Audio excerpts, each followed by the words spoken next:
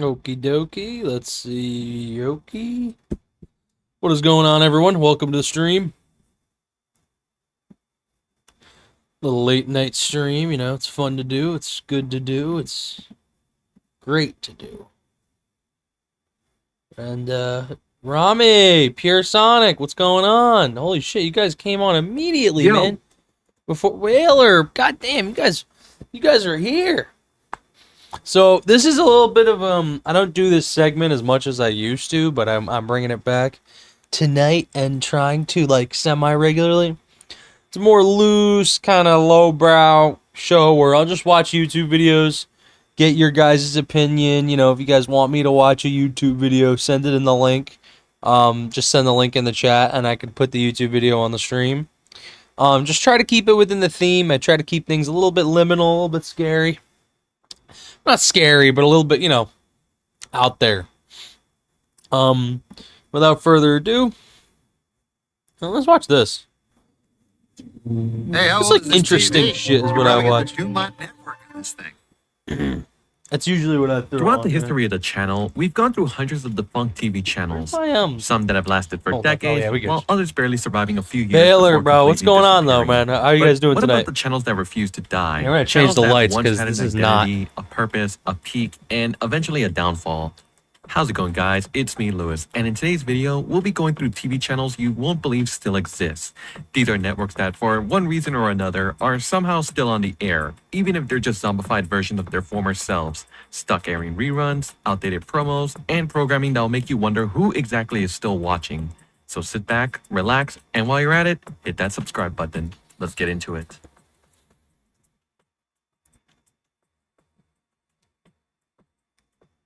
The M1A1 Abrams main battle tank. If anybody has any anything to put on, I will. I'm gonna put on some like some different, honest to God.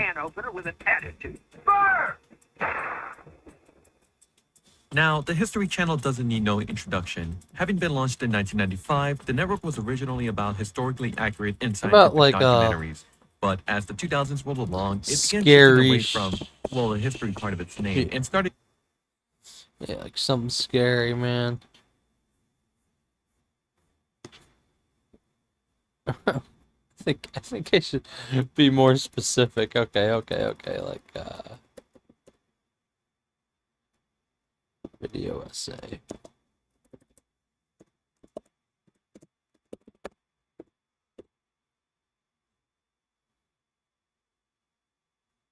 The true video essay playlist.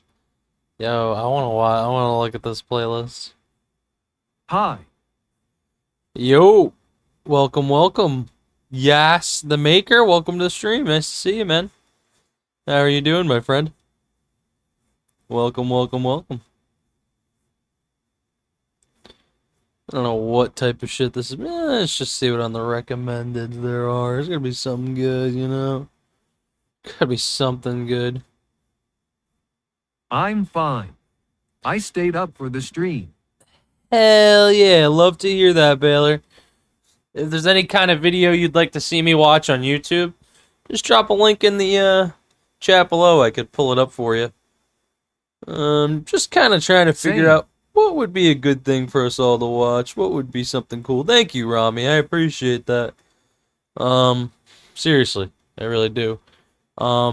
Watch Here's Johnny. I can't watch any copyrighted material, so nothing too on the nose in that regard. But we'll figure something out. Now, what am I going to watch? Hello. Garrett Hamilton, welcome to the stream. How are you doing, my friend? You choose. You choose. I will choose. What I will. What you doing? I'm doing well today. I'm doing well. Estebano. We're watching YouTube videos. Kind of just hanging out. I'm doing well, Garrett Hamilton. Welcome to the channel. This is just one of the many shows I do. He does react videos. Sometimes he plays search games, Fortnite, Roblox, Minecraft. Yeah. Nice. Hi. Yo, what's good, bro? Welcome. Carter's World. Damn, everybody's here late at night. What's going on? Holy cow. We are like blowing Arc up. All right. 100-day. 100-day. Watch your videos. Watch your videos. Watch your videos. Thank you for subscribing, Yas the Maker. I appreciate you heavily. All right. We'll watch my videos. I'll stop the BS here. But I just wanted to pick the right one. Let's watch. I don't know. You're welcome. Hell yeah, you're the GOAT. Survival I heavily 100 days. appreciate that. I promise here. Oh wait, we don't want to streamception there. That would get a little scary. I just want to find something. Sorry, haven't been on your live as usual, but also, do you need mods or no? Eventually, Carter's World. So stay posted with that. I eventually really will need mods. Like what? What should I watch here? Thank you for the follow at Yas the Maker. Hell yeah, Yas the Ark Maker. Survival Evolved 100 days. Ark Survival Evolved. I'm probably not gonna watch a Let's Play. I'm gonna watch something real a little bit. Liminal Iceberg.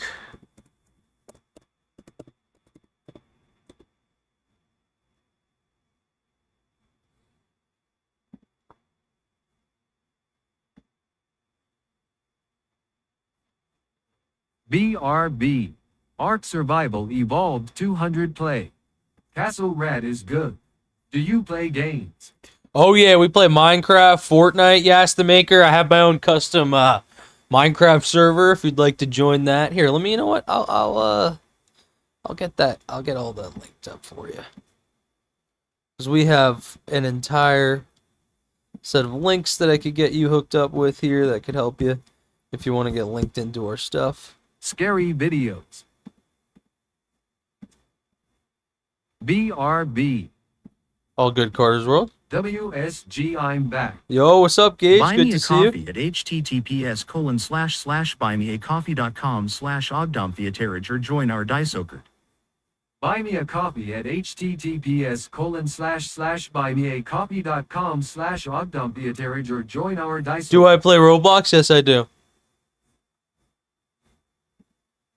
You probably already have. Oh, y'all an watching existing scary presence, stuff. But today I will Scary give you many more videos. by Yeah, we exploring are. the Yes, we characters are. of Apocalypse Iceberg. Each entry will be assigned to one of three Okay, hold on. categories, which are nature space, I'm gonna have to human cost. do something for you sci-fi. guys. Some scenarios on this list might happen in the future, while others me will remain find fiction something for you. eternity. So don't expect that everyone on there has a real possibility of happening. That being said, please get comfy. Pictures of a Oh knife, shit, maybe I know even strong why this ring, ain't working. and let's explore the Hold on. Just 1 second. But yeah, you guys can send me. Feel free to send me anything you'd like. Yeah, don't hold back. It's all cool.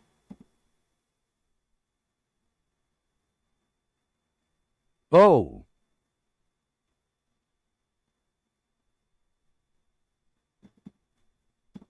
Alright, let me do sound here. Alright. Do you have Robux?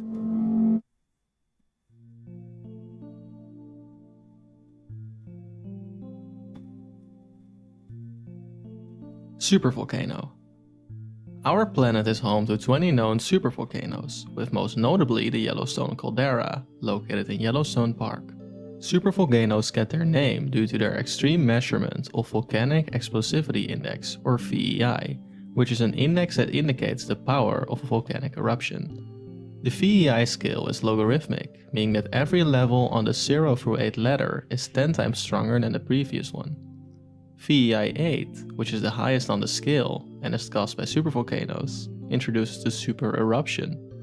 An Jaden eruption that animation. releases at least 1,000 cubic kilometers of magma, or 240 cubic miles. Back. The most recent eruption What's of a good, supervolcano happened good to see you, Gage. 27,000 years ago at Taupo, located Bro. at the center of New Zealand's Northern Island. What's up, bro? This Can you hear launched me an right now? Is enormous everything amount good? of Can you hear debris yourself? into the atmosphere, which which caused the entirety of the southern hemisphere to cool down significantly. While the chance of an eruption this scale is slim, its implications could be catastrophic for our planet and could cause human extinction. Not only would an eruption Anyone this big have any cause massive recommendations for some videos? it would also cause a rapid decrease in global temperatures. Send a resulting link in, volcanic just make sure winter. it's scary. This is an abnormally cold period that will likely lead to widespread famine and a fatal disruption of our population. Pandemic. This scenario is one that humanity has experienced many times, as we have had It's not really multiple meant to be worldwide scary, pandemics it's with just- notable diseases such as the bubonic plague, influenza, and COVID-19. A pandemic occurs Just when like an something. infectious disease rapidly spreads across large regions, and eventually... You guys want entire scary continents. though? If a highly contagious, I could put on extremely scary. stealthy, and fatal disease If were you to have cause a worldwide robots. pandemic, it would likely lead to mass Okay, extinction. watch Sam and Colby. We have already seen what kind of chaos a disease with flu-like symptoms can cause, so just imagine the chaos with an even deadlier disease. Sun death. In about 5 billion years from now, the Sun will evolve into a bloated red giant and will absorb Mercury and Venus. Things won't be pretty for our planet either, as the scorching heat will boil the entire Earth. The death of our Sun is inevitable, Yeah, that's but it's interesting. extremely unlikely that humans will be around by then. Research states that the Sun grows 10% in brightness every billion years, meaning that eventually our oceans will evaporate and harvest will become impossible. After this, the surface of the Earth will be too hot for any organism to live. Global anarchy. Global anarchy is a scenario in which the government diminishes on a worldwide scale. Such an event is only possible if millions of people decide to stand up against global authority and eliminate it, which could then lead to multiple possible catastrophes. A common hypothetical catastrophe or thought experiment is the proliferation of nuclear weapons, since global anarchy would remove all laws and restrictions surrounding the testing, development, and usage of them. You can probably guess what this will lead to. Nuclear warfare. My best Nuclear option warfare is Sam is and something we Colby. have been close I to have a many good idea, times. guys. All it takes is political tension or simply miscommunication, and a nuclear warfare could happen. There have been many efforts to reduce the number of nuclear weapons, but they still remain a prevalent global threat. It is truly depressing to realize that the press of a button could mean the end of civilization. The aftermath of a nuclear it's me. attack is a I'm on my nuclear grandma's fallout, account. which will It's make a Rami, large my part tablet of our died. planet Hell uninhabitable yeah, welcome back, due to Rami. radiation poisoning and mass starvation. Deep impact Appreciate you. Heavy. I'm Deep bored impact event sleeping. refers to a catastrophic I got event this, that Yas the causes Maker. a The Maker collision just between reached level astronomical 1. objects, You just reached resulting level in 1. mass destruction on Earth. Let me up the heat a little bit, 65 million alright? years ago, a devastating asteroid impact made the dinosaurs go extinct, so the same could happen to us in the modern day. If a large celestial body were to hit Earth today, You want it the would heat cause up? Can dust you and do smoke to rise. scary? Oh yeah.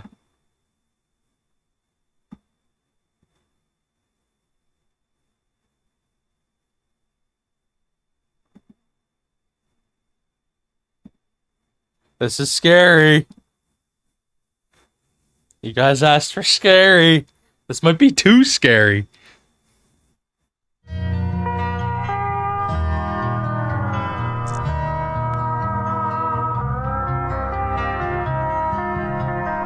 It's me, Rami's. What's up, Rami? I knew it was you. You told me.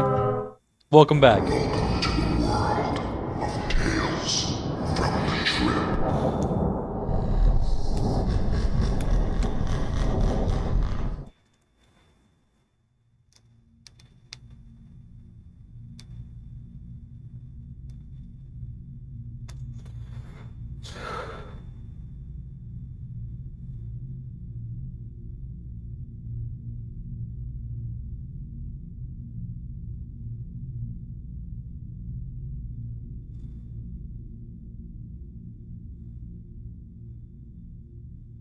Befriend nasal spray containing the chemical oxymetazoline is used to clear your nasal passages by reducing the membrane sizes in your sinuses. Most people know what this stuff is, and that on the back of the bottle, Lol, I it says, used "Do to not get take nightmares for more from than watching 3 scary days." stuff ID anymore.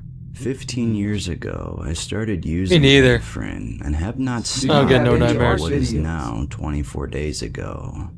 To quit, I used the dilution method, where every 3 to 4 days, I would cut the amount in the bottle by half and fill it back up with saline solution. Do you have any Ark Survival Evolved using videos? this technique, but it made the process I do not. painless. if I still Many do. people go cold turkey and then stop sleeping for 3 days as a result. I've tried this cold turkey method many times. I could never achieve any results with it, as I'd always give in. The dilution method works, but it requires patience. Now I can sleep at night without it, and it's honestly really nice to not have to worry about carrying around Befriend with me everywhere I go. This seems like a science experiment. If I forgot to bring my bottle. For all you Befriend addicts out there, I'm sure you know the feeling. I have bottles stored all over my house and in my car, just to make sure I can always get my fix. My wife used to even carry a bottle in her purse for me in case of this isn't even emergency. scarier. Oh, Yeah, what's something I else? was addicted to it. I would use it 3 to 4 times a day, and often in the The middle. disturbing There's world a of category delirious. substances out there that go beyond trippy visuals or psychedelic What's scary about this? They don't show you new perspective. They're You should play that one you day. forget who you are, WSP. where you are. What's going on, Rakai? You lose all sense of reality itself, forever. These are called deliriums. You wanna hear some Substances scary? that pull you into Yes, a I do. waking nightmare, where nothing is as it seems.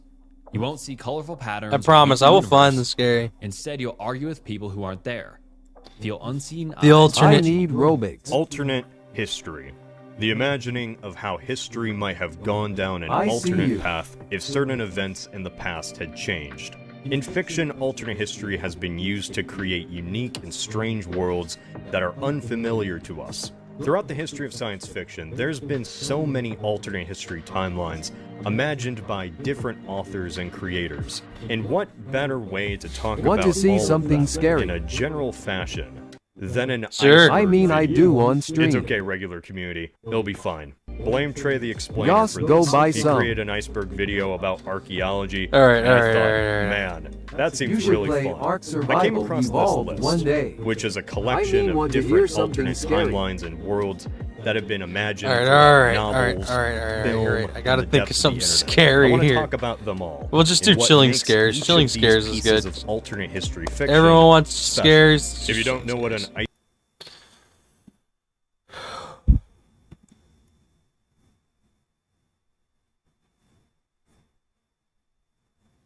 They're trying to tell you.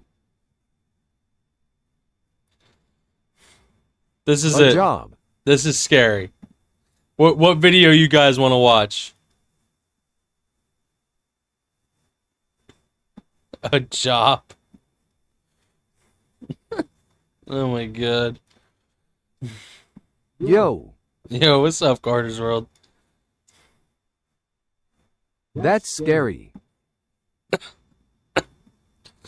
Not really, man. A job's a job. I've had many. They just suck. They're not really scary.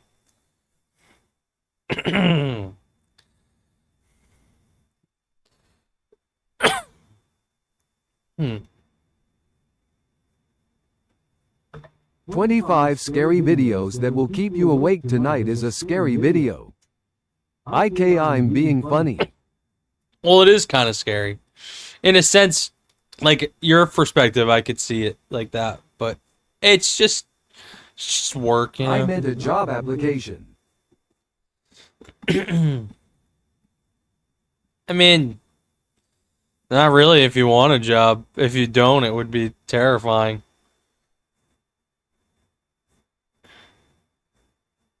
Six, 7. 6, 7. Reddit, I just don't like, what do you guys think is scary, man? I'm not gonna scare you, motherfuckers. I have no idea.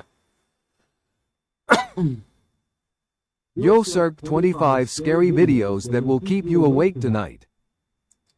This trust me, I don't know. I feel like that's not gonna be scary, but if maybe it would, but I don't know.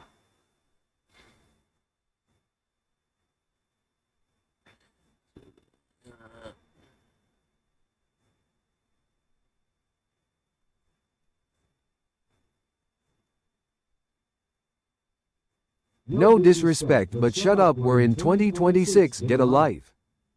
Bro, trust. For real.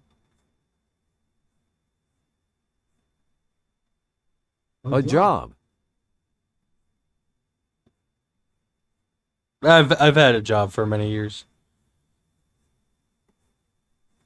I don't know if you're talking to me, but I've had many jobs.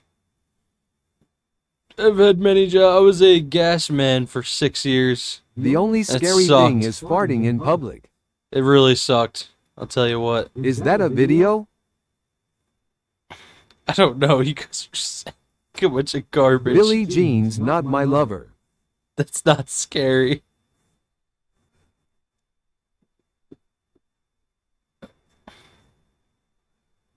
The only reason I don't want to put this on is because I think I already watched it. That's the only reason I don't want to like just click to the, even though it's probably a great video. That's a song. I know it's a song. It's Michael Jackson.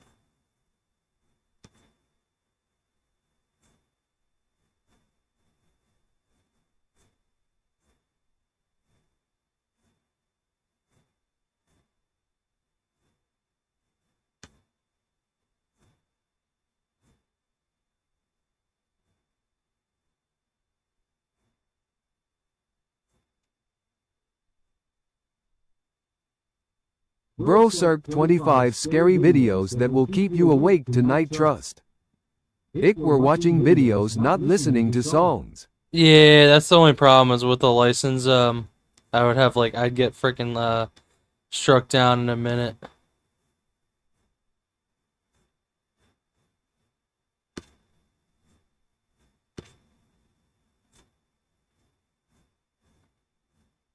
That's the only problem with it.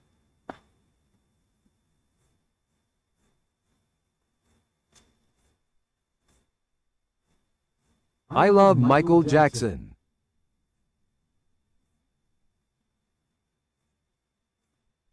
Hee hee.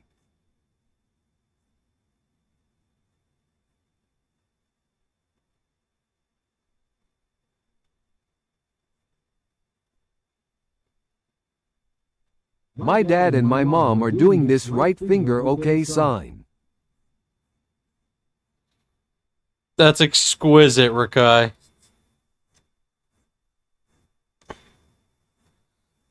Maybe you could fill out a job application and get a job so you could avoid the noise. Yas, lock in.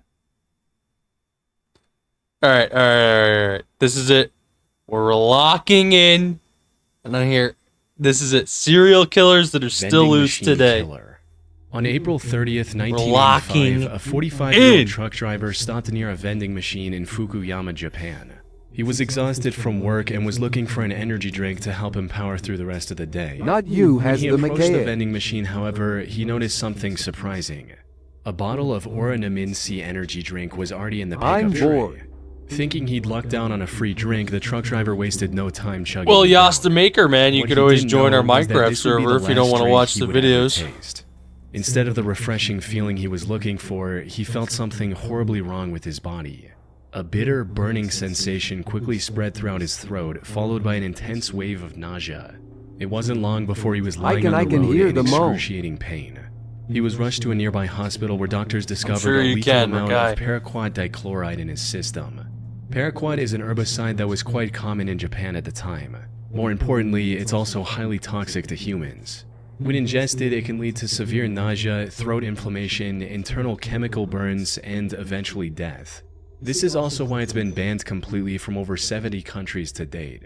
Unfortunately, despite knowing the reason for his illness, there was nothing the doctors could do to save his life. There's no antidote for the deadly chemical today, let alone back then. Good for you, So, Yas. after Let hanging the on to his freaking life for video a play. month, the truck driver passed away on the 30th of May, 1985. We're locking first, in, bro. investigators assumed that given the nature of his work, he might have accidentally encountered the toxic substance while Well, on honestly, duty. I didn't stand However, behind the after reviewing his scariness hall of the records, they previous found no videos. traces of this WDYM herbicide or by anything that. remotely linked to it. This left them with only one Francis? conclusion. The chemical was mixed into the drink he consumed just moments before collapsing. I don't know, in bro. agony. Dude is on But cloud with nine no right leads now. or concrete evidence, Talking they about couldn't some determine whether it was a weirdo murder shit. or self-inflicted act, resulting in the case getting shelved for the time being.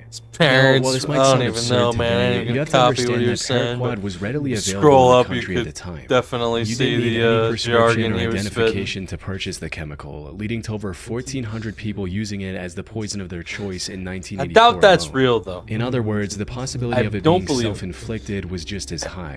However, just as the investigators were about to give up on this case completely, they received tragic news. Another person had fallen victim to the same poison after consuming oranaminsi on the 5th of September. Then another 6 days later, and one more 2 weeks after that. By this point, it was clear that someone was deliberately poisoning vending machine drinks across Japan. This was the work of a deranged serial No, killer. IJC is Unfortunately, message. this I supposed can killer hear the was also moans, extremely like bro thorough. He WTH. didn't leave any fingerprints No or way, DNA evidence on Rakai, the tried drinks he sending tampered with, something. and I only wanna- targeted I wanna vending see if machines it's with cool. no CCTV cameras nearby. As for why his victims willingly drank the unknowingly poisoned drinks he left behind, that had to do with the buy one get one free This is the promotion sleepy oranaminsi chat was running around the time to entice younger consumers. Yo, However, since Gage, some bro, people we're only gonna- wanted we're the gonna one change drink, your they often voice, left bro. the second free drink near the vending machine as a gift for the next person. This was common enough that people didn't find the laced drinks suspicious and drank them shoot. without a second thought. Sadly, this method was terribly effective.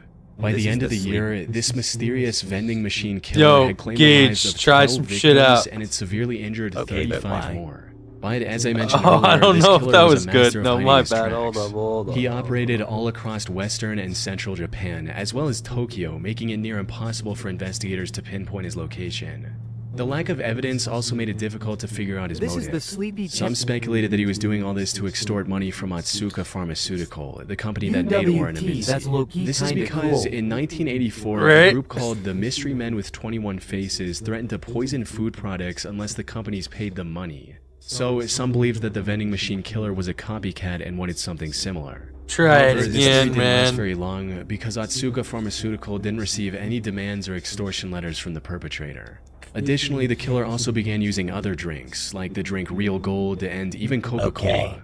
Hiyori Dude, Iwao, that's a Tokyo scary. professor of criminal sociology, proposed a more disturbing theory regarding the killer's motives. He stated, "It is not uncommon for Japanese who live under tremendous pressure, both on the job and in overcrowded communities, to let out their frustrations by hurting someone else. The person responsible may even wait Try around that to see again, who bro. buys the poisoned drink. Try typing He or some she may stuff find out. this as I'll a come kind of back soon. exhilarating release Hell from the yeah, yes, tensions the of maker, life in please. Japan.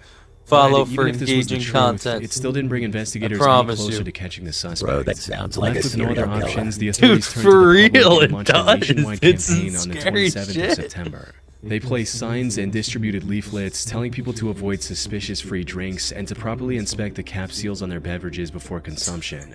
They also instructed vending machine owners to investigate their stock for any anomalies and told chemical shops to monitor their customers more closely. It's unclear how effective this campaign was, as the number of victims I'm kept saved, increasing even LMAO. after its launch. That's But probably then more something scary than the unexpected video. happened. Dude, On the this 17th dead. of November, the murder spree stopped completely after the death of a 17-year-old girl. She was the only female to have died from the poisoning. It's Do you want possible to that the keep it person like who committed this these or no? atrocities had a moral I code could. against harming women. Though that's nothing more than a I baseless can put it back speculation. too. It's up to Due to you. the complete lack of evidence, It's funny, the vending though. machine killer It's was actually never comedy. identified, cementing this case as one of the most chilling, unsolved mysteries in Japanese history. It's up to you, man. It's your voice. Little Rock serial He's stabber. Batman. On He's April 11, Batman. 2021, the Little Rock Police Department received a distress call from South Pulaski Street regarding a potential Dude, it's actually homicide. fire. It's up to When they you, arrived at seriously. the If you don't scene, want it, they I'll found change a it back. middle-aged It's no woman big deal. lying on the street with stab wounds It's all over kind her of funny. body. Because This everyone will woman be like, turned out to whoa, be why are you 41-year-old like Deborah this? Walker. She was homeless at the time and was living on the streets when this incident happened.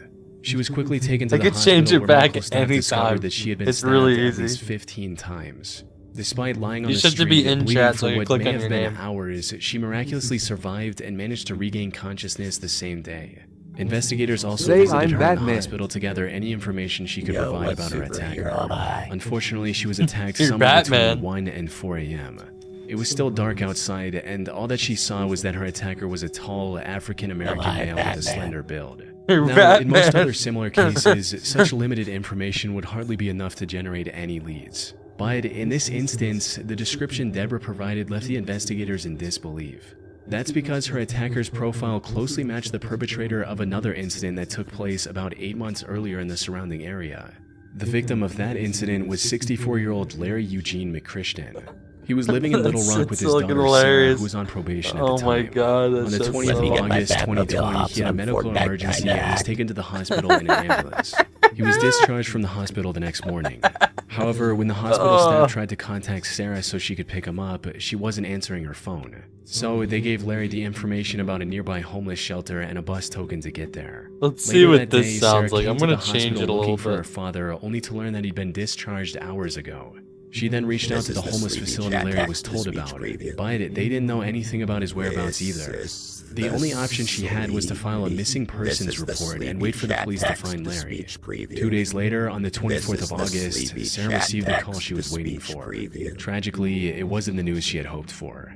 According to the official report, the Little Rock Police Department found Larry's body on South Gaines Street at around 2 a.m. They identified him by the hospital discharge papers he had on him. More importantly, he had multiple stab wounds on his body and was unfortunately already dead by the time the police arrived. His death was declared a homicide, and the investigators began looking for clues almost immediately. This proved quite impossible at first, since there were no witnesses, and there wasn't anything that could be used as evidence. Try again, guys. However, I've adjusted both of your voices. Houses, they had a major breakthrough.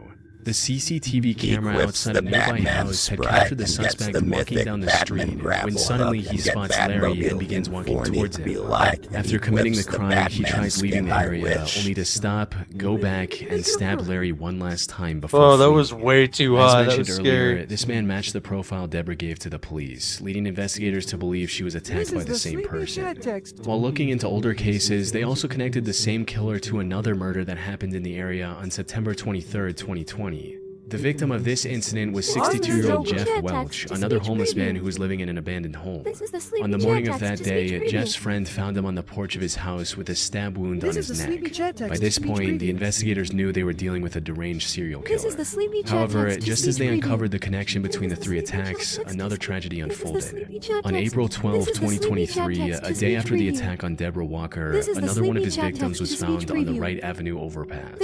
The only thing in common with these four attacks was that they all involved homeless individuals, and they all happened between. I don't know if I 1 can do and 4 Joker. a.m. There seemed to be no clear pattern on how the perpetrator selected his targets. This left the Little Rock community terrified to leave their homes, fearing they might become the next victim of the serial killer on the loose. After realizing the potential danger of the situation, LRPD began spreading awareness about the man who is now being referred to as the Little Rock Slasher. Try it They also out, turned to Baylor. the public to I ask gave for you any a scary information they could voice. provide on the matter, and even announced a $20,000 reward.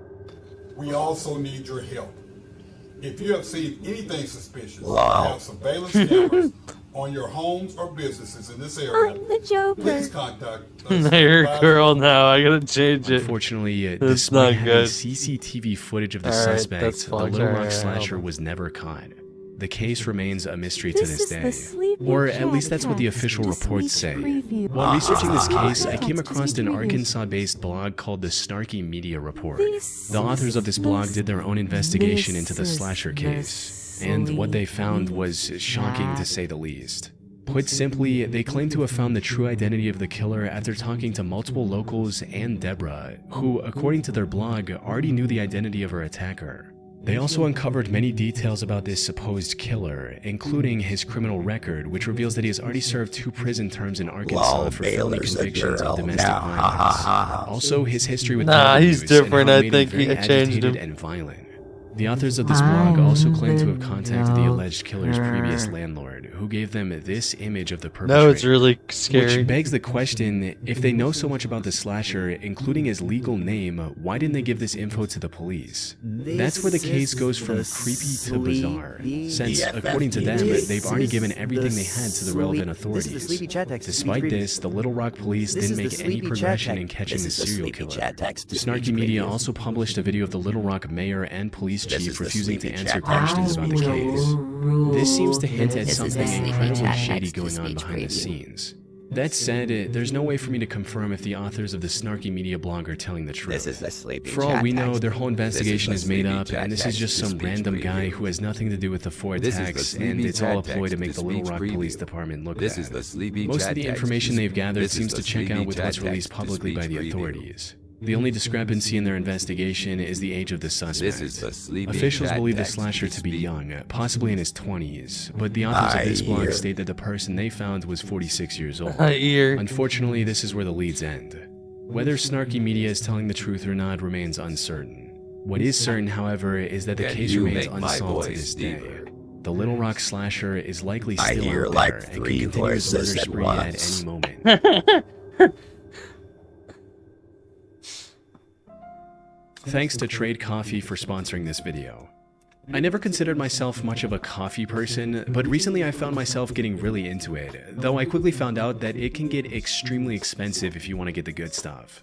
I'm talking like somewhere around $8 for a single You cup will of never coffee at my catch local me. shop. I decided to get my own equipment at home, but I still had to buy the actual coffee itself, which sent me down a Voice rabbit is hole pretty of trying to cool find now, the most Baylor. quality coffee for an actual fair price. Although, honestly, I didn't even know where to look for this. That's where Trade really helped. They offer a subscription-based, personalized coffee experience that matched me with coffee that best suited my specific preferences. It was super easy to get matched with something I would actually like without much prior coffee know-how. I just made this one I got called Foundation, which was really good. With the weather finally starting to get warmer, I've recently been experimenting with their cold brew coffee. This week I tried the Cold Front blend that was developed especially for cold brew What methods, didn't work? and this one came out nice too. It was really smooth and not too bitter, which I like, and it even had a little bit of sweetness, almost like a nice caramel or chocolate taste. They sent me a Hario cold brewer, which made it really easy to make, and for a limited time, Trade is giving these away for free when you sign up for a cold brew subscription at drinktrade.com/chilling. That's drinktrade.com/chilling to get your free cold brew maker with select cold brew subscriptions. On February 17, 1997, 21-year-old Patrick McNeil went out with his friends. He spent the evening out drinking with his friends in the Dapper Dog Bar in Manhattan. During this time, he likely drank more than he could handle, resulting in him throwing up in the bar's bathroom before leaving in a highly unstable and disoriented state. Patrick was then seen turning left onto 90th Street, heading in the direction of the East River. This was the last time anyone would see Patrick alive. Following this night out, Patrick vanished into thin air. Despite extensive efforts, authorities found no leads or clues to his whereabouts. That is until April 7, 1997, when Patrick's lifeless body was found in the East River 50 days after his disappearance. Duty Sergeant of the NYPD's Special Investigation Division, Kevin Gannon, was called to the scene to assist with the body's recovery and examination. Kevin had been a seasoned detective for years, and by this point there was little that could surprise him. However, the circumstances surrounding Patrick's death disturbed him to his core. The more he looked into it, the more strange the situation became. For instance, Kevin noted that Patrick's body wasn't decomposed enough to have been floating in the river for a week, let alone the past 50 days. He also found burn marks on Patrick's body, hinting at the possibility of him being restrained prior to his death. Kevin knew that something wasn't right. Unfortunately, due to the complete lack of evidence pointing to the contrary, Patrick's death was ruled as an accident. Kevin kept thinking over this feeling for the next year before coming across a case that reinforced his suspicions even further. On February 13, 1998, another body was found in the same stretch of water. This body was later identified as 22-year-old Lawrence R. Andrews, who had gone missing on New Year's Eve after celebrating the event with his friends in Times Square. After getting on the case, it didn't take long for Kevin to notice eerie similarities between the two cases, as both bodies were found within yards of each other. Both of them were also young Caucasian males and were on track to have successful careers. They both disappeared in one of the most crowded cities in the world without any trace as well. Most importantly, Kevin also found similar oddities in both cases, where the bodies were a lot less decomposed than they should have been, and there were burn marks indicating possible restraints before their death. Lawrence's case prompted Kevin to look for other similar cases across the U.S. He enlisted the help of fellow detective Anthony Duarte and a criminal justice professor, Dr. Lee Gilbertson. Together, they began investigating these cases, and soon a chilling pattern began to emerge. In total, they found 45 different instances of young men dying under shockingly similar circumstances as Patrick and Lawrence. Most of them went out for a night of drinking, became more intoxicated than usual, disappeared shortly after, and were later found dead in some body of water. Almost all of them were also Caucasian and on track to have a high-paying career like engineering after college. Most disturbingly, however, they also found graffiti of smiley faces near the bodies of at least a dozen different victims. This led to the three investigators creating the smiley face murder theory. According to this theory, these 45 and possibly many other deaths from the 1990s to 2010s weren't accidents in the slightest. No, we're about to watch something else. Instead, they were murders committed by a single deranged person or an organized group of serial killers. This is the only logical explanation they could find to justify the many oddities and similarities in these incidents. Random stuff. That said, while this theory makes complete sense to some people, others aren't convinced one bit. Criminal profiler Pat Brown, for instance, called this theory ludicrous.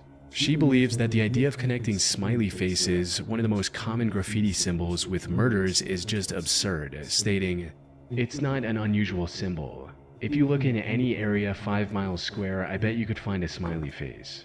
The FBI also completely denied this theory in a statement, reading, "The FBI has reviewed the information about the victims provided by 2 retired police detectives who have dubbed these incidents the smiley face murders and interviewed an individual who provided information." Why are you streaming so late? To date, we have not developed any evidence to support links between these tragic deaths or any evidence substantiating the theory that these deaths are the work of a serial killer or killers. The vast majority of these instances appear to be alcohol-related drownings. However, despite these setbacks, the 3 men have stuck with their theory. They're still working on finding evidence to back their observations. Nice. That said, if their hunch is correct, it would mean one of the most wicked serial killers in American history is still at large today. I-70 killer. Robin Fuldauer was a 26-year-old Indiana University graduate who was working at an Indianapolis Payless shoe store near I-70 in 1992. The 8th of April was supposed to be her day off. However, just as she was getting ready to relax at home, the employee who was supposed to man the counter called in sick. Left with no other options, her manager called Robin and told her to cover the shift instead. Robin wasn't very happy about this emergency shift change, but she reluctantly agreed, arriving at the store at 10 a.m. and starting her shift as usual. Unfortunately, her day was about to get a whole lot worse. Everything seemed normal until 2 p.m. when the manager called the store for a routine check. To her surprise, Robin wasn't picking up the phone. She kept trying for a few minutes before giving up and calling the Speedway gas station neighboring the shoe store. One of the gas station employees, a friend of Robin's, went to the Payless store to see if she was doing okay. However, what she found inside left her confused. The store was in slight disarray and some of the shoes were missing from the shelves. The cash register was also open and there was no money in it. Most concerning of all, there were no signs of Robin anywhere. We're not really watching funny stuff. We're kind of watching like scary stuff. When she didn't hear anything from Robin after minutes of standing in the store, she became worried and called the police at around 2:20 p.m. The cops arrived within minutes and began searching the store for clues on Robin's whereabouts. And it wasn't long before they made a devastating discovery. They found Robin lying in the store's back office, covered in blood. It was already too late. During questioning, an employee from the store across the street claimed to have seen a strange man loitering around the shoe store a couple hours earlier.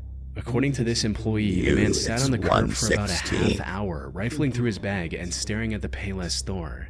They then saw the same man a few minutes later trying to hitch a ride back to Interstate 465, which was about a quarter mile from the store's location.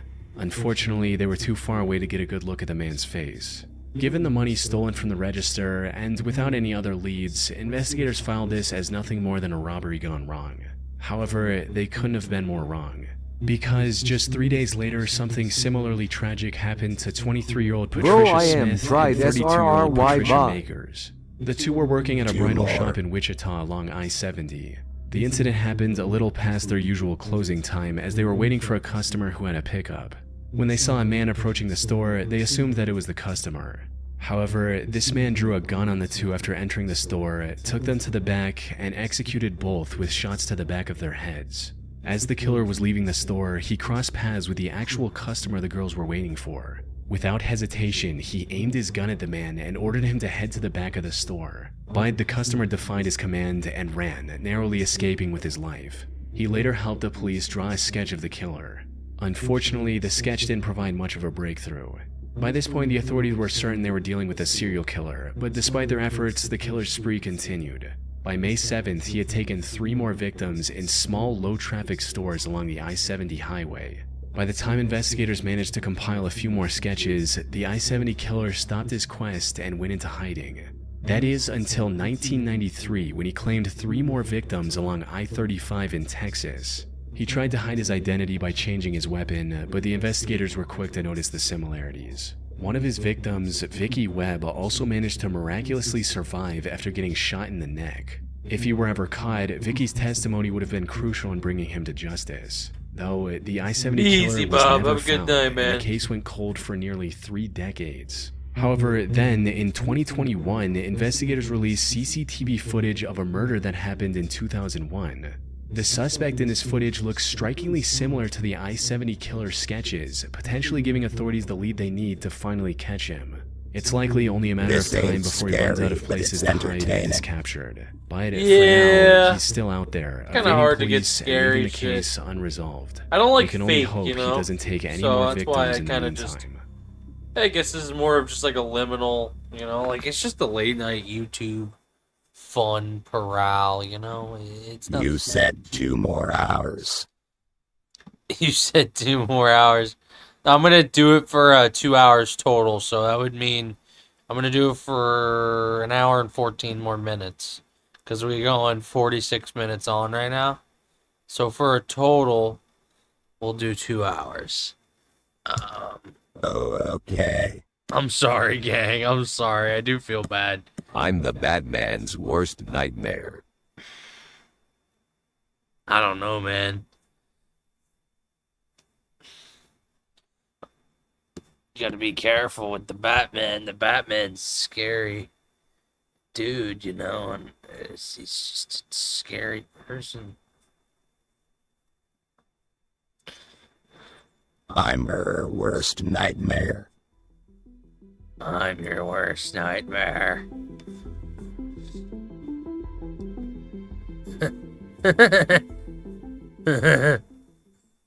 That's what I'm saying. I kind of like the early I like that the hours voice of Gage has August is like 2002, a horrific discovery was made that would shake the small town of Bassett, Virginia. The day began like any other for Chris Thompson, an employee of Michael Short's mobile home moving business. Thompson was scheduled to meet his employer at the Short family residence just before 9 a.m. The plan was to drive together to Christiansburg to pick up a truck for the business. However, as Thompson approached the property located off US Route 220, he immediately sensed that something was amiss. The first unusual detail that caught his attention was the open garage door. While this might not have been cause for alarm on its own, it was an odd sight given the early hour. Expecting to find Michael Short either working on a vehicle or perhaps still asleep, Thompson made his way into the garage. What he found instead would haunt him for years to come. There, on a couch where Michael often slept to avoid disturbing his wife with his snoring, lay the lifeless body of 50-year-old Michael Short. He had been shot once in the head with what investigators would later determine to be a small caliber weapon. The precision of the shot and the lack of defensive wounds suggested that Michael had been killed while he slept, unaware of the danger that had entered his home. Shocked and disoriented by the scene, Thompson made the decision to search for other members of the Short family. With growing dread, he entered the main house. Inside, the scene that greeted him was equally horrific. In the master bedroom, he found the body of 36-year-old Mary Short. Like her husband, Mary had been shot once in the head while lying in bed. As Thompson moved through the house, a realization began to dawn on him. There was no sign of the Short's 9-year-old daughter, Jennifer. Her absence from the crime scene would soon transform this double homicide into a complex investigation involving multiple jurisdictions and law enforcement agencies.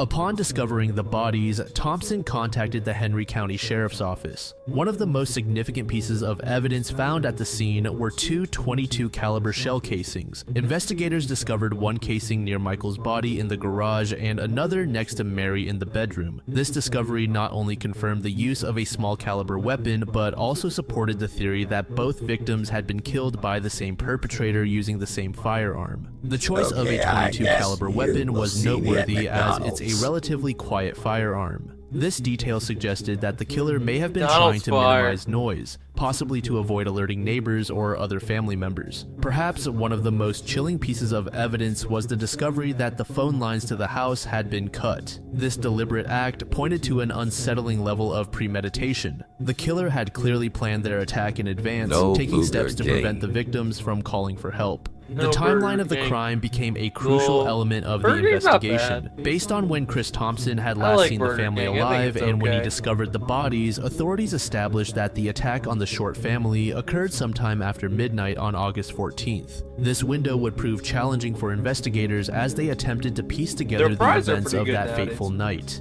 As investigators combed through the Short family home, they made another disturbing discovery. In Jennifer's bedroom, they noted several signs of disturbance. Her mattress had been moved about 2 inches from its usual position, her sheets were pulled back, and her pillow was found on the floor. These details painted a picture of Jennifer's likely abduction from her bed, adding a new layer of urgency to the investigation. Interestingly, despite the violent nature of the crime, there were no signs of forced entry into the home. This led investigators to consider the possibility that the Shorts may have known their attacker, or at least that the perpetrator had found a way to enter the home without arousing suspicion. Another puzzling aspect of the crime scene was the apparent lack of robbery as a motive. Investigators found approximately $600 in cash left untouched on the kitchen counter, along with blank checks belonging to the Shorts. The presence of these valuables ruled out theft as the primary motivation for the murders. As the investigation progressed, law enforcement expanded their search beyond the immediate crime scene. They scoured the surrounding farmland, groves, and woods, employing a wide array of resources including helicopters, search dogs, and four-wheel drive vehicles. However, their efforts to locate Jennifer or uncover additional evidence were hampered by intermittent rain in the days following the discovery of the bodies. The sheriff's office kept the Shorts' home closed off to their loved ones for more than 2 weeks, carefully scanning every inch of the property for potential clues. They collected an extensive amount of DNA evidence from the home, though officials have never specified the exact nature or quantity of this evidence. In official affidavits, it was revealed that approximately 66 items were removed from the home as evidence. Among the items collected were a 12-gauge Winchester shotgun and a box of 12-gauge shotgun shells. While these weren't believed to be the murder weapon, they were taken for thorough examination. A .22 caliber rifle and a partial box of .22 caliber ammunition were also collected, given their potential connection to the shell casings found at the scene. Investigators also seized a computer disk and unidentified documents contained in a briefcase. These items could potentially hold valuable information about the Short family's personal and business affairs, which might shed light on possible motives or suspects. One intriguing piece of evidence was a reported note found on the kitchen table. The contents of this note have remained a mystery, with authorities never publicly disclosing what, if anything, was written on it.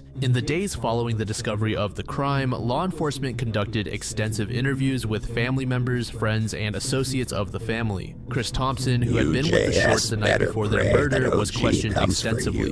He reportedly told police that when he had left late on the evening of August 14th, the entire family was still alive and well, and Jennifer had already gone to bed. Thompson was presumably cleared as a suspect, with officers stating that he was open and cooperative throughout the investigation. Given that the Shorts had recently put their home on the market, investigators also pulled How is that your worst nightmare? Why would I ever go for you? The family's home. This line of inquiry was based on the theory that the perpetrator might have used property viewings as an opportunity to familiarize themselves with the layout of the house. However, it's unclear whether this led to any significant leads. As news of the murders and Jennifer's disappearance spread, the community rallied together. Volunteers joined law enforcement in the search efforts, combing through the rural landscape surrounding the Short property. Amber alerts were issued, and Jennifer's information and picture were displayed on billboards across Virginia. Despite these extensive efforts, no trace of the young girl was found in the immediate aftermath of the crime. The investigation quickly grew to involve multiple agencies, including the Virginia State Police and the FBI. The complexity of the case, involving a double homicide and a missing child, demanded a coordinated effort from various law enforcement bodies. The FBI's involvement brought additional resources and expertise to the investigation, including access to their extensive fingerprint database and advanced forensic capabilities. Oh yeah, I do remember. In the weeks My following bad. the I murders, apologize. investigators pursued numerous leads and theories. They looked into Michael Short's business, exploring the possibility of disgruntled employees or customers. They also examined the family's financial records and personal relationships, searching for any conflicts or issues that might have led to such a violent act. The lack of an obvious motive continued to perplex investigators. The execution-style killings suggested a personal motive, yet the abduction of Jennifer didn't seem to fit in. Authorities found themselves grappling with multiple theories. Was this a targeted attack on the parents with Jennifer's abduction as an afterthought, or was Jennifer the primary target with her parents killed to facilitate her abduction? As the investigation continued, authorities employed various techniques to generate leads. They released a composite sketch of a man seen near the Short home on the morning of the murders, described as having a weathered complexion and driving a white single-cab flatbed truck. However, this lead, like many others, did not result in a breakthrough in the case. The investigation took an unusual turn when Michael Short's remains were exhumed on September 4th, 2002, for what authorities described as forensic purposes. While this fueled speculation about potential paternity issues related to Jennifer, police denied these claims, stating that the exhumation was to obtain hair samples that had not been taken during the initial autopsy. As days turned into weeks with no sign of Jennifer, the focus of the investigation began to shift. The hope that she might be found alive began to fade, replaced by a grim determination to uncover the truth about what had happened to the victims. Fast forward to September 25th, 2002, approximately 6 weeks after Jennifer's disappearance, a grim discovery was made in Rockingham County, North Carolina, about 35 miles south of the Short family home in Virginia. The discovery was made by Eddie Albert, a local resident of Rockingham County. Albert initially found what he thought was a piece of a wig on his property. This seemingly innocuous find would soon lead to a heartbreaking revelation. 2 days after this initial discovery, Albert's dogs brought him what appeared to be a fragment of a human skull. Realizing the potential significance of this find, Albert promptly contacted the authorities. Law enforcement quickly responded to the property, which included a creek that ran through his yard, spanned by a bridge. The area became the focus of an intensive search operation. As investigators combed through the creek bed and the area under the nearby bridge, they began to uncover more human remains. The search of the creek and surrounding area yielded only about a quarter of a skeleton. The remains were scattered, suggesting that they had been there for some time and possibly moved by natural forces such as water currents or animal activity. Among the recovered remains were Jennifer's skull with a full head of hair, leg bones, part of her jaw, rib cage bones, and 16 teeth. The discovery of the remains was a shock to the Albert family and the local community. One statement mentioned that members of the family reported that they had found the child's teeth in their driveway. What they had initially believed to be their dog playing with a turtle shell turned out to be part of Jennifer's skull. Initially, there was some uncertainty about whether the remains belonged to Jennifer. The police initially told the media that they didn't believe the remains were Jennifer's because the hair didn't match hers. However, by early October, DNA testing conducted at a lab in Roanoke, Virginia, confirmed what many had feared. The remains did indeed belong to Jennifer Short. Further examination of the remains revealed that, like her parents, Jennifer also suffered a single gunshot to the head. In the wake of the discovery, law enforcement intensified their efforts to find the killer. They began to look more closely at the area where Jennifer's remains were found, hoping it might provide clues to the killer's identity or connections to the region. In October 2002, authorities named Garrison Bowman, a 60-year-old carpenter from Madison, North Carolina, as a material witness and later a potential suspect. Suspicion fell on Bowman due to several factors. He had last been seen in the area on August 15, 2002, the day after the Shorts were killed. Adding to the suspicion, Bowman had left a note in his mailbox stating that he had moved to Alaska, but deputies noted that he had asked for his mail to be forwarded to an address in Pennsylvania. Law enforcement seized 9 maps from his mobile home on September 28, 2002. One of these maps was marked to show the location of the Shorts' home, which intensified suspicion against him. Despite the circumstantial evidence, authorities were careful not to label Bowman as a definitive suspect. Sheriff Sam Page stated, "He has not been listed as a suspect, but we do need to talk to him. We know where he's at and we will be interviewing him at a later time." Bowman was eventually located in Canada and interviewed by authorities. He vehemently denied any involvement in the murders. In a 2004 interview with the News and Record of Greensboro, Bowman stated, "This will hang over me for the rest of my life unless they find the person who did it." He claimed he never met the Short family and would never have harmed them. He cooperated with the investigation, providing DNA samples and submitting to questioning. By 2007, authorities officially cleared him as a suspect. The focus on Bowman had consumed thousands of investigative hours, which some critics argue may have diverted resources from other potential leads.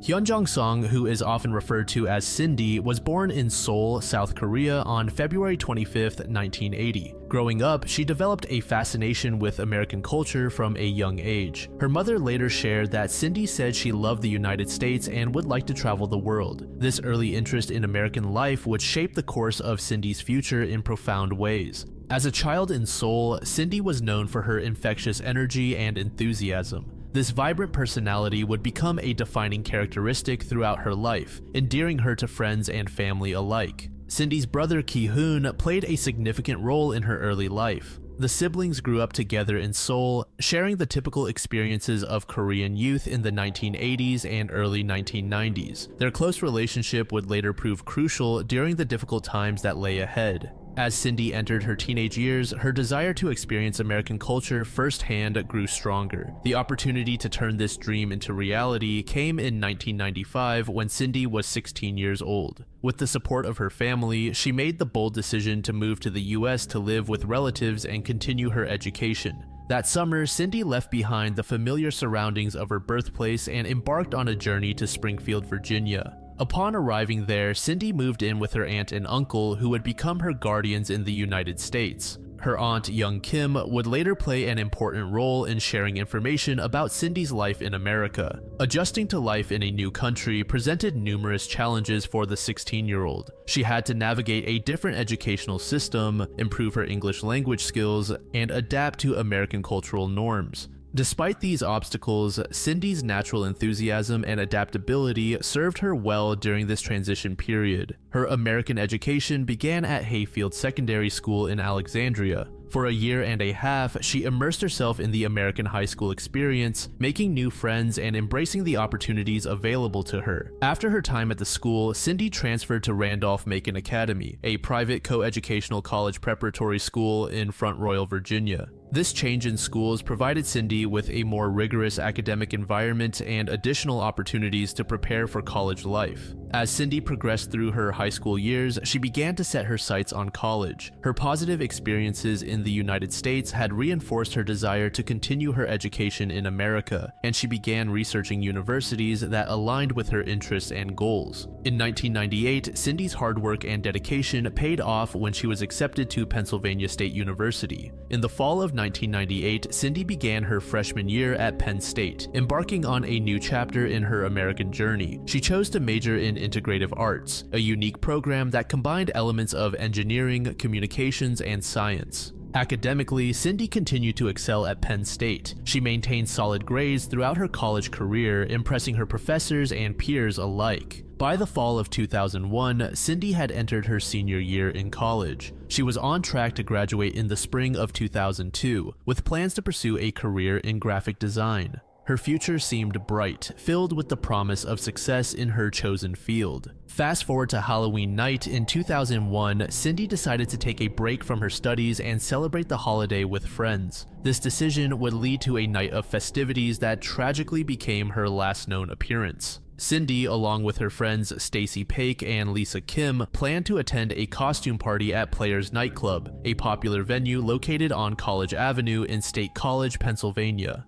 The club, which has gone through several name changes over the years, was a staple of Penn State's nightlife scene. For her costume, Cindy chose to dress as a Playboy bunny, which consisted of a white tennis skirt, a pink t-shirt with a bunny logo, brown knee-high boots, and bunny ears. On the outside, she wore a red hooded parka. However, her friends were quick to point out that Cindy's interpretation of the costume was more cute than revealing. Throughout the night, Cindy was observed speaking with several young men. Among these interactions, she seemed to particularly hit it off with a pair of twins. These conversations were later noted by investigators, who would attempt to locate and interview these individuals as potential witnesses. The Halloween party at the club continued until 2 a.m. on November 1st when the club closed as per local regulations. At this point, Cindy and her friends left the venue, but their night was far from over. They made their way to a friend's apartment located in the Park Hill complex, approximately half a mile northeast of the club. At the apartment, the group engaged in more low-key activities. They spent about an hour playing video games and socializing. As the early morning hours progressed, the friends began to consider heading home. At around 3:30 a.m., Stacy offered to drive Cindy back to her apartment.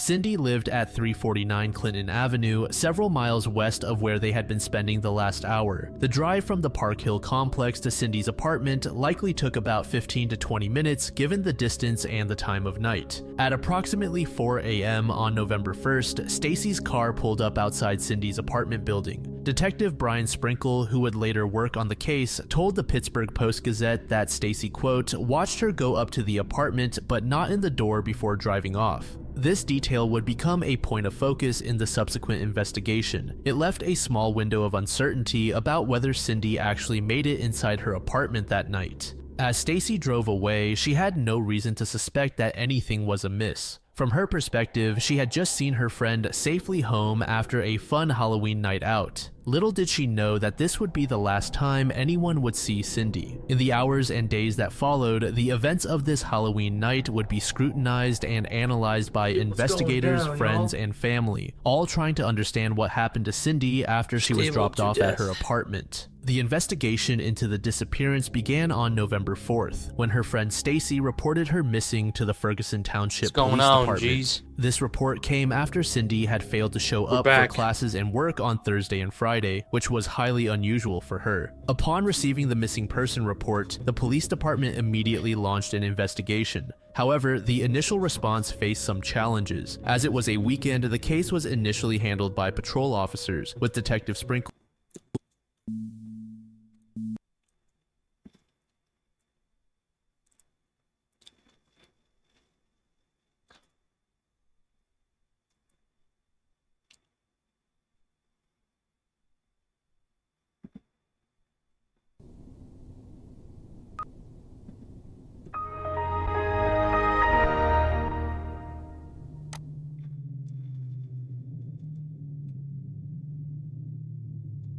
It's 2006.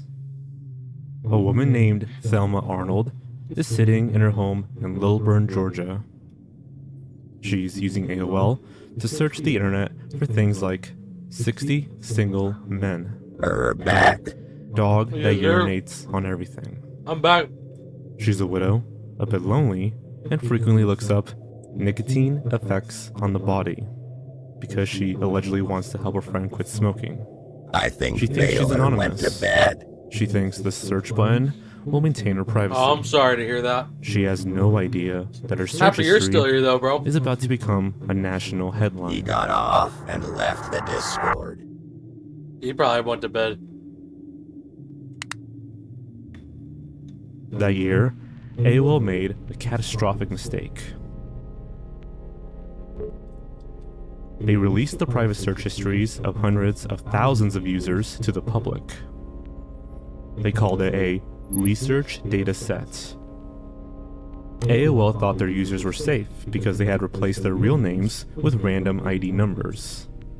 But they were wrong. Why wouldn't I be in her amazing Thelma's stream? searches were so specific that they were traced back to her in a matter of days. You were the GOAT, bro. Seriously. After all, they contained her location, her hobbies, her friends' struggles, and so on.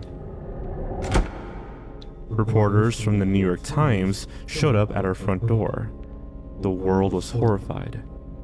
If a widow's mundane internet searches could be traced back to her in a single afternoon, what else was hiding in the leaked data? Everything. I don't think In I'm one supposed home, to be the a user sits barhead. down and opens AOL to Probably search for not, images homie. of flowers. This is definitely a little particularly scary. orchids. It's too They much like to for you, I search for completely Fall Out Boy understand. lyrics too. But when night falls, something strange happens. I'm gonna watch the other It video takes a because I watched this They video. search- It's a little fucked up. I don't want to scare you too much. No.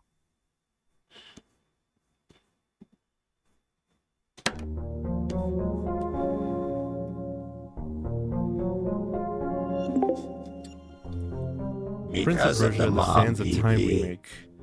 Kicking things off with the most recent notorious game cancellation, this was a planned full-fledged remake of the very beloved Go to 2003 sleep game though of the if you same don't want name. to stay up, man. I feel Unveiled bad. in September 2020 during an Ubisoft Forward video presentation, the reveal trailer for the game was received with a very mixed And the response, time. with many criticizing the game's visuals. Yeah. It was initially set to release in January 2021.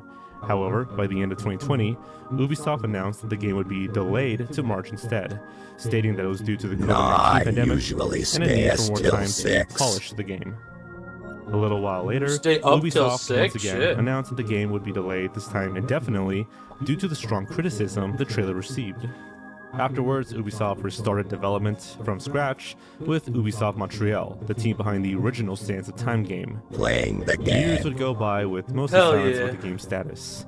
That's It some wasn't until the dedication, summer bro. of 2024 when a new teaser of the remake was unveiled, now with a planned release That's the schedule only sometime in time. 2026. And after this announcement, things were silent once again. Until I early hear you, bro. You gotta when take Ubisoft advantage of finally your announced time the you game can was play. officially canceled. I completely In get that. Ubisoft's official statement, the Gotta do what company you gotta explained do. that the remake would Does have your needed way girlfriend more wants the time and sprite investment back the one of than the it could Hill reasonably level commit, 4 max and that level would not now? meet their quality expectations. However, many Possibly, other highly but you don't have to reliable worry reports about that right now, detail that the Esteban. remake's Good to see you, cancellation man. was due to the reconstructing happening at the Ubisoft company. It's getting really. I didn't think anybody would show up, but you guys definitely are showing up. Before which is awesome. Crisis, Final Fantasy Happy to see VII. that. As one of the most critically acclaimed You guys JRPGs ever seriously made, pulled up, man. Final Fantasy VII has had many spin-offs and prequels, with Before Crisis maybe being it's one of better them. off It was if we a watch the mobile scary action video. role-playing I'm going to game grab released me a only in snack. Japan in 2000. Yeah, hell yeah, man. Grab a snack, man. Watch it. Watch this one. They search for gore and invasive surgeries. Asuka. This belongs to user 927, and we'll cover them in the second half. Because in another home, a different user logs on. They're looking up a cold case. It's a murder from decades ago. And it seems like the searcher wants to know one thing. Can you please Are the ask her? police finally onto them? She's not awake right now, so I can't ask her. I'm Is sorry, this Esteban. User She's sleeping. 534-2598, actually the convicted serial killer, Christopher Holland?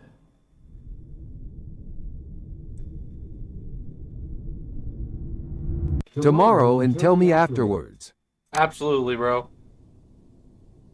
The first thing of note is an old Something Awful article in 2006, the very same year of the leak. It contains some of the funniest and most unsettling search queries in Me the and dump. you going to make a light Minecraft First live glance, stream. user 534-2598. Hell looks yeah, like you your should come average to the true crime Minecraft stream enthusiast. tomorrow. It's gonna I'm be cool. actually On March terrified 27th, of my 2006, they started searching for Sorry to hear unsolved that, bro. murders in San Jose. You shouldn't be. and Your house is probably cold, really cool. cold cases in San Houses are Jose, safe California. usually, man. But as I looked love closer my at house. the dates, something awful clicked. It's an old house, but it The works searches beautifully. went on. They were weirdly, terrifyingly specific, not just curious inquiries. Unsolved murders in San Jose. Tara Morawski found dead in car. Tara found dead in car. Unsolved mysteries, Tara. And then, some searches contained a very specific person. Edward Beaton questioned about the murder. Edward Beaton of Campbell. Campbell being a suburb in San Jose, by the way. A few days later, on March 31st. They searched for psychological tests given to prisoners. And finally, tests to see if you are a serial killer. This didn't seem like a passing interest or a hobby. User 5342598 was obsessed with a specific case from 1983 and knew details that weren't publicly available. By their house down at the Loop. To understand why they were so interested, Oh my god, bro, I'm really sorry to hear that, bro. 1983. Yeah, definitely be careful, bro. I'm really, really sorry to hear that. A two-story in my neighborhood full of crackheads. People pulled a gun out. Man, the world is fucked up. I will say, I'm very lucky that I live in a very nice neighborhood. I don't have to worry about that sort of thing. I'm lucky. Because, like, bro... I'm still not allowed to play in Minecraft server yet. We will figure it out for you, Esteban. Don't worry. But I'm very lucky because where I do live... I need AR-15 bullets. Exactly. Well, listen... So the thing is I don't want to exactly say where I live, but where I do live, I live in a nice area, okay? But around me, in all of the towns, not all of them, but in a lot of the towns around me and in my state are very, very messed up. Like, there's a lot of kind of, like hoods for sure. There's definitely no disputing it. There's definitely some hoods where I live. 15. Not where I specifically live, but like 30 minutes, like, you know, close. And that's at the age of 12. Wow, shit. Me Good too. on you. You go too far from the house, you might be in giant danger from my house. Where I live, that's incredibly, I believe that type of stuff is illegal, but I don't know. Because I think they're very strict with that kind of stuff. I don't own any, I don't have We guns. also have a crossbow. So I don't know anything about, like, not that I'm against it, I just don't have one, you know? I'm going to say they're a little expensive. bit, not giant, little bit. So I don't have, I never got into, like, you know, but there are some people, like, definitely they do, but I'm going what to I will say say a is little it's bit, not difficult. giant, little bit. I mean, I do. I do. Yeah, I know. But yeah, that's just how it Not be. all the guns my family have. No, I feel you. I don't even. One time when I was in what do you call it?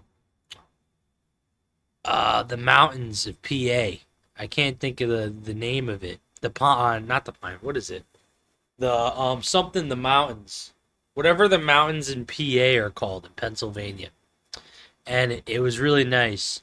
And they had like this thing where they like gave you a shotgun, and they threw a disc out, and you shot the shotgun at the disc to hit it. And I actually hit 1 out of the 5 of them.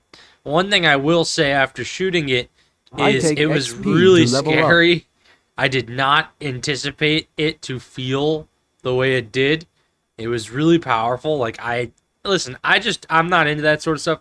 You know, I'm sure like somebody who's super into that and be like, bro, this dude's a bitch. But it's just not my thing, you know what I mean? Everybody has their thing. And so when I did it, I was like, whoa, like this is powerful. Like it was unworldly. I also have a BB gun, 2 pellet guns, then my AR-15 and a crossbow. That's cool, man. That's cool. But just make sure everything you have is like, you know, you gotta do everything due diligently, you know what I mean? And through your 2 parents. knives. You know, through your parents, make sure shit's I legal, take XP whatever. to level up. I take XP to level up. We all do. To a home in Campbell, California. This was the home of 17-year-old Cynthia Munoz. It was a full house. She lived there with her boyfriend, Jamie Lawson, his mother, and his siblings. They had a How'd I tight-knit get friend XP group to that always level up? stayed there, which a man named Christopher Holland was a part of.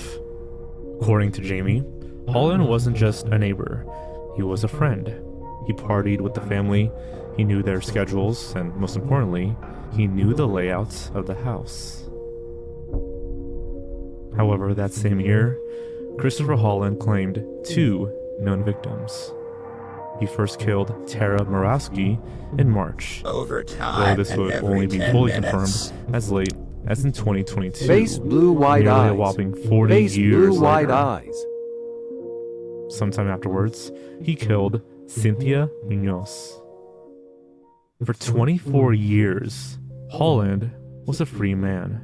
He lived in the shadows, embedded in the community of Campbell, right under the noses of the people he had traumatized.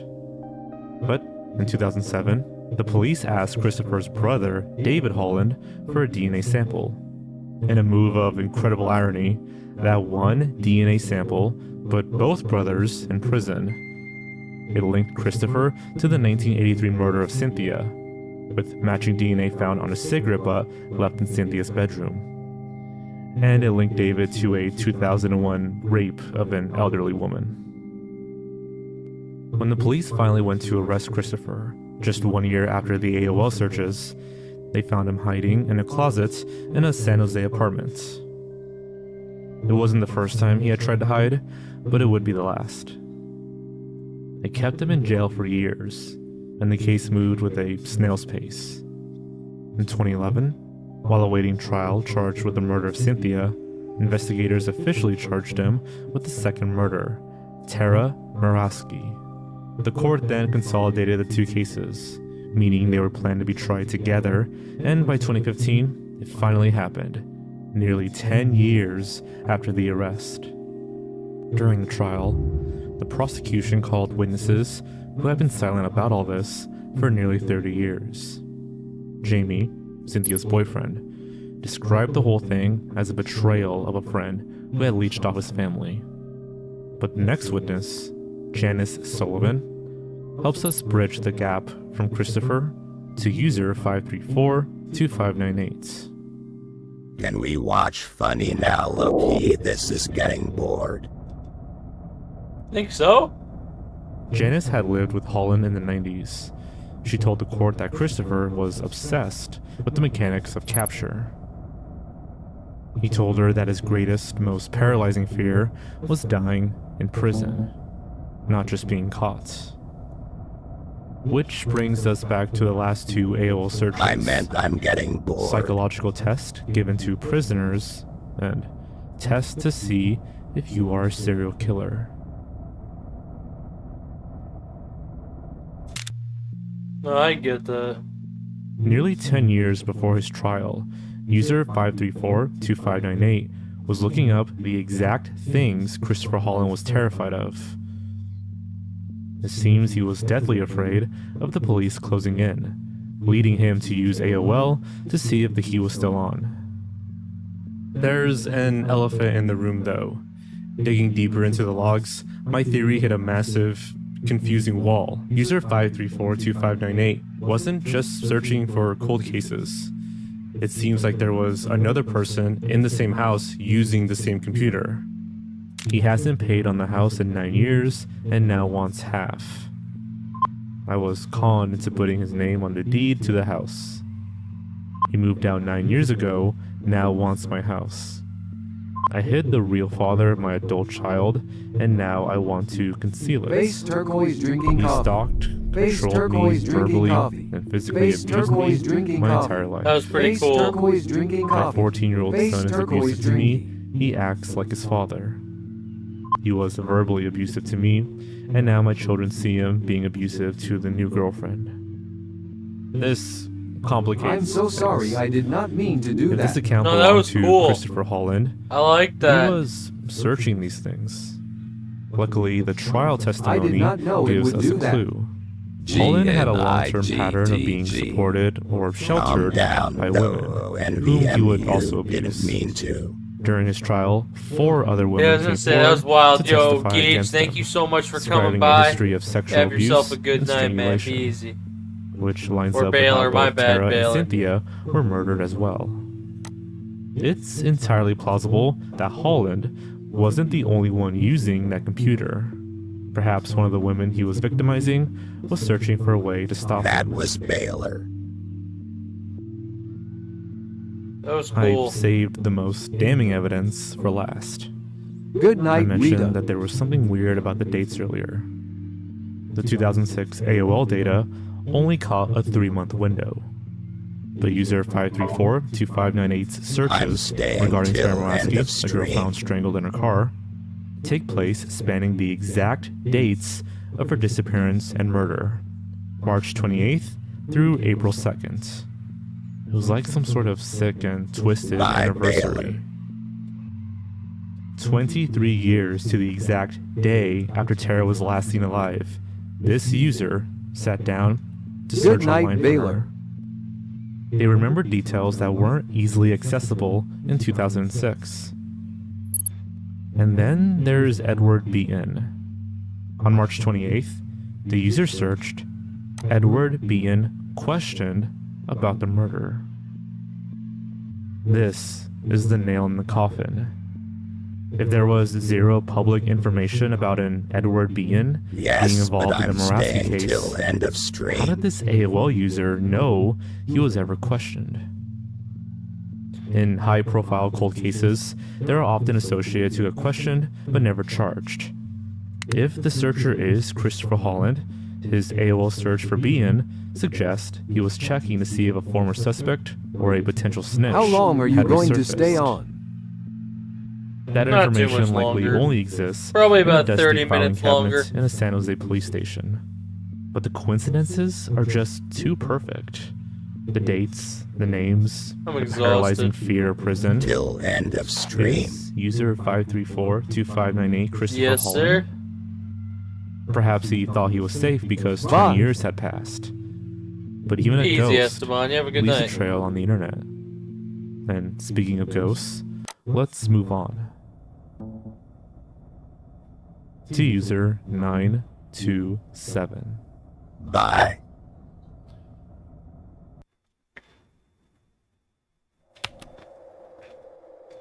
Orchids. Human throats.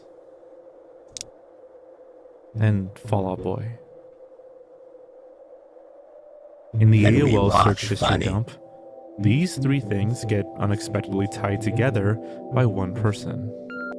User 927. If user 534-2598 was a monster hiding in a closet, user 927 is a monster hiding in plain sight.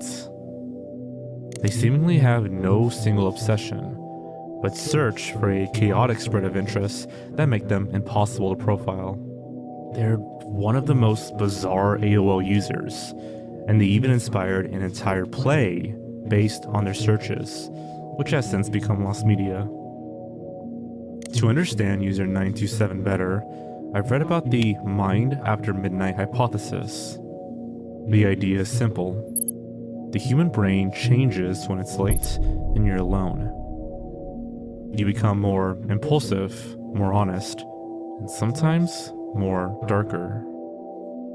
Let's look at the timeline of a single day for user 927. It's the best way to see the mind after midnight hypothesis in action. 9:15 a.m. They search for purple lilac, followed by butterfly orchids. Yeah, for real. This trend continues into noon, complete with searches for happy bunny pictures and square dancing steps.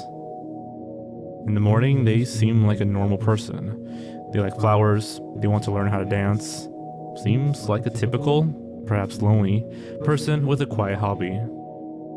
At 1:30 p.m., they search for Fall Out Boy lyrics and Sugar We're Going Down. They're listening to Pete Wentz and Patrick Stump for a few hours, but then, at 3:45 p.m., we see the first I red think flag. I might be the only one. How to care for a tracheostomy, followed by cut into your trachea. A tracheostomy is a hole in the neck used for a breathing tube. It requires constant, stressful care.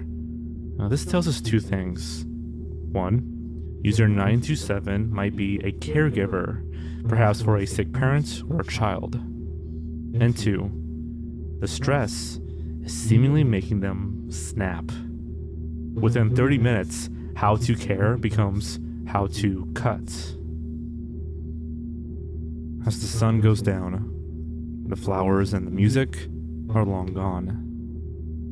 The searches devolve into complete degeneracy. At 11 p.m., they search for Simpsons incest. At 11:45 p.m., bestiality. At 12:30 a.m., I think I the pee. pee fetish. You are, man. And finally, Only at 1:15 a.m., You are.